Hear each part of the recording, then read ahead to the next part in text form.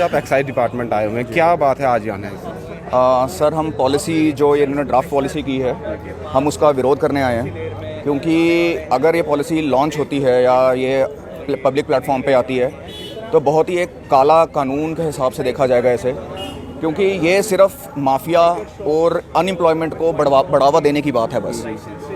Sir बात हो रही है ई टेंडरिंग की, बात हो रही है कि ई टेंडरिंग से आपके लाइसेंसेस जम्मू की आम जनता को दिए जाएंगे। सर ई टेंडरिंग का जो मतलब है वो है कि किसी के पास पैसा है, वो ऑलरेडी रिच है, वो इसके ऊपर बोली लगा सकता है अपनी साइड इनकम के लिए। गवर्नमेंट जब ये पॉलिसी बना रही है तो वो क्यों ये ध्यान नहीं दे रही है कि इससे अनएम्प्लॉयमेंट कितना बढ़ेगा। जो लोग, हमें छोड़िए, जो लोग हमारे अंडर इतने सालों से काम कर रहे हैं, हम जॉब क्रिएशन का काम कर रहे हैं, हम उल्टा गवर्नमेंट का काम कर रहे हैं कि अनएम्प्लॉयमेंट को हम कम कर रहे हैं, लेकिन गवर्नमेंट उस चीज़ को नहीं देख रही है। जो काम गवर्नमेंट को करना चाहिए था वो काम हम कर रहे हैं। और बात ऐसी है कि अगर रातों रात, ये हमारा प्रश्न छोड़ दीजिए, हम गवर्नमेंट की नज़र में, जम्मू की जनता की नज़र में हमने बहुत पैसा कमा लिया, लेकिन जो आम जनता है उसके लिए, जो अनएम्प्लॉयड हो जाएगी रातों रात 30,000 प्लस फैमिलीज, उसके लिए गवर्नमेंट क्या स्टेप करती है ये बताइए। जब ये पॉलिसी लाई गई थी, क्या आप लोगों के साथ पहले कोई बातचीत हुई थी कि हम ये पॉलिसी? स्टेक होल्डर्स के साथ कोई बातचीत नहीं हुई थी। ये सिर्फ एक आई वॉश के लिए रात को 2 बजे पॉलिसी अपलोड की गई और अगले दिन 4 बजे दोपहर को हमें बुलाकर जल्दबाजी में ये बोला गया कि आप अपनी राय दीजिए। जब आपने ड्राफ्ट पॉलिसी बना ही ली है तो हमसे राय लेकर क्या करेंगे? राय होती है जब आप पहले पॉलिसी आप बनाने जा रहे हैं, आप स्टेक होल्डर से पूछते हैं। उल्टा उस मीटिंग में जम्मू के नामी गिरामी लोग जो बिडर्स के हैसियत से आए गए थे, एक माफिया, भू माफिया को आप जम्मू की जनता समझती है, तो ये आम जनता जो है सोच रही है कि उनके लिए लाइसेंस खुल रहे हैं। ये बहुत एक गलत फहमी है उनके लिए कि ऑलरेडी जिनके पास अरबों के पैसे हैं, ये इन ठेकों को एक साथ समेटने की होड़ में जा रहे हैं। ये एक एक करके, या जो जनता सोच रही है कि नहीं जी हमें लाइसेंस मिलेंगे आज, या हमें हमारी आमदनी बढ़ाने के लिए। ये बहुत ही एक छोटी नैरो सोच है जो डिपार्टमेंट ने ये ड्राफ्ट पॉलिसी के ज़रिए एक लोगों के दिल में डाल दी है कि जी ये उनके लिए है। ये उनके लिए नहीं है। पैसे वाले जो ऑलरेडी रिच हैं, ये उनके लिए। जब ऑक्शन आएगी तो जो जितनी ज़्यादा बोली लगाएगा लाइसेंस तो उसके पास ही जाएगा। बिल्कुल ही ये सच बात है। 5 लाख बेस प्राइस रखी है, तो 5 लाख बेस प्राइस रखी है, ये 50 करोड़ भी जा सकती है, उसके ऊपर तो कोई लिमिट नहीं है। अब आप मेरे को बताइए जम्मू में कितने ही लोग हैं जो 50 करोड़ ये बोली लगा सकते हैं, या 5 करोड़ या 1 करोड़, और उसके बाद काम कर सकते हैं। सबसे बड़ा मुद्दा इसमें अनएम्प्लॉयमेंट का भी आता है। हमें तो बेघर कर ही रहे हैं, साथ में हमारे साथ जो बेचारे लोग 10,000 15,000 रुपया कमाते थे, उनको कौन जवाब देगा? क्या लगता है आपको कि एडमिनिस्ट्रेशन ऐसा फैसला क्यों ले रही है? क्यों ऐसी चीज़ें ये सामने आ रही है? या तो किसी माफिया के दबाव में है, या मुझे नहीं समझ आता कि इनके रेवेन्यू जनरेट करना चाहते हैं। सर हम 1400 करोड़ पिछले साल दिया है कोरोना काल में, जब पूरा स्टेट सर मतलब हाहाकार कर रहा था। हमने तब भी उस कंडीशन में 1400 करोड़ आके डिपार्टमेंट को बाइज्जत हमने सबमिट किया है। हमारे पैसे से आज तक हमने सर कभी नहीं बोला, ये हम सर अंडरबेली हो गए हैं सोसाइटी की कि हमारे बारे में कोई बात नहीं करता, लेकिन हम ही हैं जो स्टेट को इतना ज़्यादा रेवेन्यू जनरेट करके देते हैं, जिससे और 10,000 काम होते हैं सर स्टेट के। चंद 2 रुपयों के लिए अगर कोई इनको लगता है कि रेवेन्यू ज़्यादा आ भी जाएगा, चंद 2 रुपयों के लिए ये मतलब इतने साल पुराने कामों को एक रात में बंद कर रहे हैं। 30,000 फैमिलीज़ को बेदखल कर रहे हैं। जो छोटे छोटे सेल्समैन हैं उनका क्या कसूर है? हमने उनको तब जॉब दी थी जब गवर्नमेंट फेल हो गया, प्रशासन फेल हो गया, उनको जॉब देने के लिए वो हमारे पास है। अगर ये करते हैं कि जी हमने अपने लिए पैसा कमाया है तो ठीक है, लेकिन हमने लोगों की, सोसाइटी की भी मदद की है, भला किया है। हमने सोशल वर्क किया है, डी एडिक्शन सेंटर चलाए हैं, हमने एम्बुलेंसेस दान में दी हैं हमने। और ये वो दान है जहाँ पे प्रेस को भी नहीं पता होगा आज तक, जब तक हमने अपना मुंह नहीं खोला है। हम प्रेस को लेकर जाकर ये नहीं बताते कि हाँ जी कि हम दान करने जा रहे हैं या किसी की मदद करने जा रहे हैं तो जी प्रेस को साथ ले लो। हमारा वो काम नहीं है।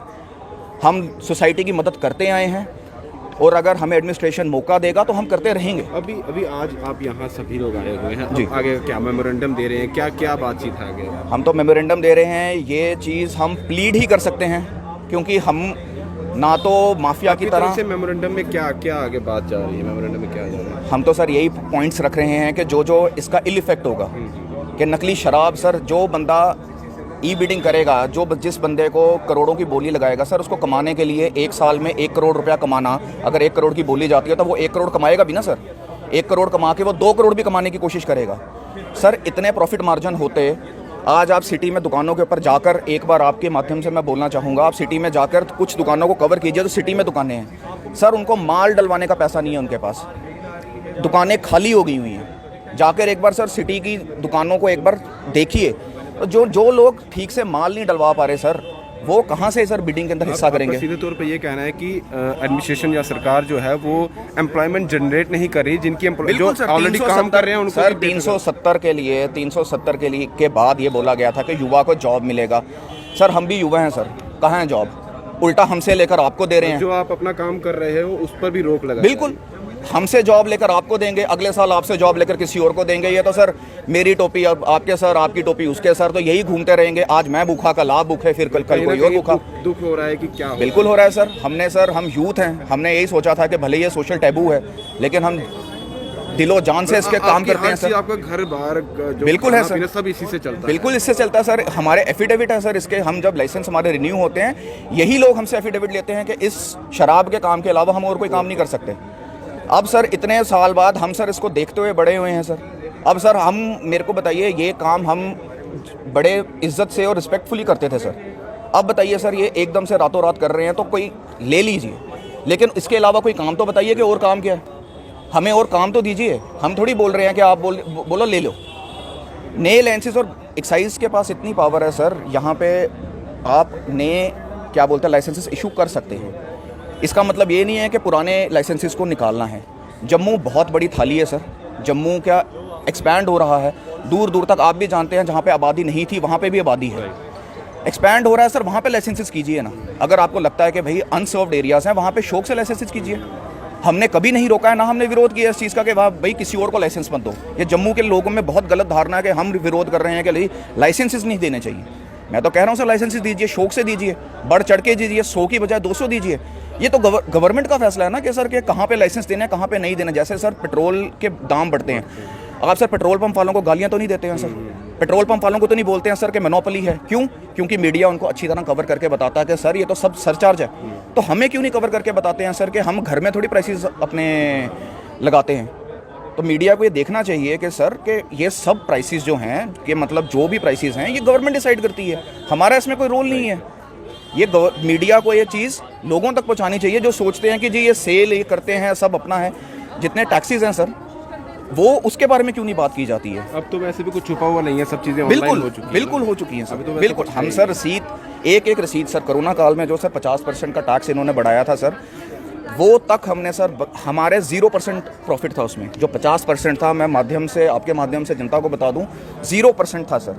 हमें जो 4 और 5% के बीच में रखा गया सर, हमें वही आज तक मिला है। और अभी देखा जाए तो कहीं ना कहीं जितने भी लोग आपके साथ, जिन लोगों का भी इससे घर बार चलता है, वो सिर्फ अकेले नहीं, उनकी फैमिली भी है। हर एक के मेंटली कहीं ना कहीं अनस्टेबल वो लोग हो रहे हैं। सर गवर्नमेंट ये सोचने को तैयार ही नहीं है कि वो देख रहे हैं कि हम लोगों को, लेकिन हम लोगों के साथ कितने घर बार जुड़े हैं, उनको कौन जवाब देगा सर? उनको कोरोना काल के अंदर जब हमारी दुकानें भी बंद थी, हम उनको तब भी सैलरीज टाइमली देते रहे। अपने घर से सर हमने सर उनको बच्चों की तरह, मतलब कि उनको हमने पालन पोषण किया है। गवर्नमेंट ने सर उनको सर एक नॉर्मल सी जॉब तक नहीं दे पाई सर। जो गवर्नमेंट का काम आज हम कर रहे हैं सर, गवर्नमेंट तो आज हमारे घरों के ऊपर बात आ गई है। अभी लगता है जिस तरह से अब क्या निकल के आता है सर, उम्मीद पे दुनिया कायम है सर। हमें लगता है कि सर इतना जो आप लोगों के सहयोग से, और हम लोग भी जाके वहाँ पे बात करेंगे, लॉजिकल बात करेंगे। इलॉजिकल तो हम कोई पॉइंट बोल नहीं रहे हैं। हम ये नहीं बोल रहे हैं कि हमारा हक है, हम समझा रहे हैं अगर ये हक है भी तो क्यों है। हम कोई ज़िद नहीं कर रहे हैं। तो प्रशासन को सुनना चाहिए। और डॉक्टर जितेंद्र सिंह से मेरी अपील है, अगर वो देख रहे हैं कि सर युवा हैं, 370 के बाद बहुत उम्मीदें थी आपसे। हमारे में से बहुत लाइसेंसेस हैं जो वुमेन हैं सर। नारी शक्ति की बात करती है बीजेपी सर, नारी शक्ति सर कहाँ गई सर? बीजेपी सर आज महिलाओं के लिए, युवाओं के लिए, हिंदुओं के लिए सर काम करने को तैयार थी। और ये 99% रेट सर हमारे डोगरों का है सर। सर जम्मू के साथ ऐसे ही भेदभाव होता है। 370 के बाद सोचा था कि थोड़ा ठीक होगा, लेकिन आप पिछले प्रशासन से भी ज़्यादा आप दबाव दे रहे हैं। तो सर आगे आपके समझ बूझ के ऊपर ही मैं ये चीज़ छोड़ता हूँ। कि युवाओं को इतना भी हद तक परेशान ना कीजिए सर कि वो बागी होने पे मजबूर हो जाए। एक लास्ट हाँ या ना में आपको लगता है कि जो अभी के हालात हैं, जो अभी एडमिनिस्ट्रेशन चल रही है, शायद पहले जैसा था वही होना चाहिए था, हाँ या ना? सर जो हालात हैं, दिल तो बोलता है सर हाँ। पहले ही 370 जो ये बात कर रहे हैं टूटना, कहीं ना कहीं अगर यही हालात हैं तो सर जम्मू में आज कौन सुखी है सर?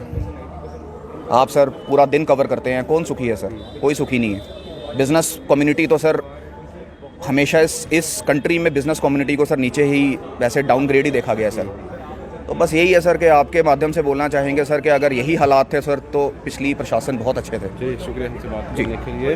और सीधे तौर पर पूरी हर चीज़ इन्होंने बता दी है कि क्या चीज़ें फ़िलहाल आने वाले समय में अगर ये ऑक्शन शुरू की जाती है, जो अभी प्रोसेस चल रहा है, अगर वो हो जाता है स्टार्ट, तो कितने लोग जो हैं जो इनके इस कारोबार के साथ जुड़े हुए हैं, इस काम के साथ जुड़े हुए हैं, अनएम्प्लॉयड हो जाएंगे। और ऐसे लोग भी हैं जिनका मैक्सिमम ये वो लोग हैं जिनका जो घर है, जो हर चीज़ जो है वो इसी से चलती है, इन्हीं दुकानों से चलती है, और परेशान हैं सब लोग। मेमोरेंडम देने गए हैं, हम देखते हैं आगे आने वाले समय में क्या चीज़ें निकल के आती है और क्या बातचीत होती है। हालांकि पीसफुली ये बात अपनी करने गए हैं, दारोमदार अब एक्साइज डिपार्टमेंट के लोगों पर है और एडमिनिस्ट्रेशन पे है कि वो क्या सोचती है। अपील इनकी तरफ से जारी है। दीपक भंडारी के साथ Rahul Singh, the state central के लिए नमस्कार।